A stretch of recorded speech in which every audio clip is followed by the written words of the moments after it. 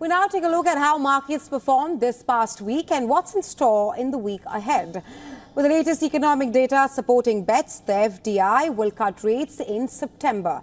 Investors saw another week of gains in global stock markets and treasuries, erasing their year-to-date losses.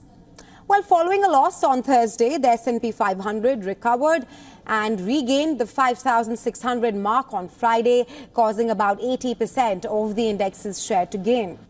For the second week in a row in 2024, smaller companies defeated the gap stocks. However, the stock market pared some of its gains in the final 30 minutes of trading on Wall Street.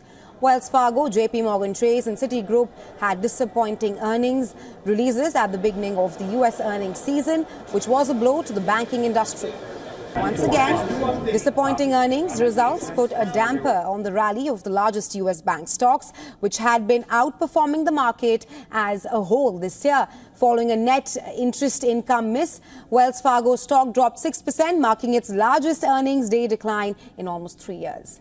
Despite exceeding expectations with its market revenue, Citigroup stock fell 1.8% as expenses took front stage. In addition, JP Chase's 1.2% decline was due to unimpressive performance despite strong predictions. While almost 400 stocks in the S&P 500 index climbed on Friday, the three big banks amongst the 20 greatest losers, with Wells Fargo being the biggest loser of the day. The yen advanced against the dollar in choppy trading as traders remained on edge after suspected intervention and rate checks by Japanese authorities. The upshot for investors is a nail-biting run to July 31st, when both the BOJ and Federal Reserve will deliver policy decisions that may determine the longer-term fate of the currency. A rate hike and large cuts to bond buying by the BOJ paired with a signal on rate cuts from the Fed may be enough to put a floor under it.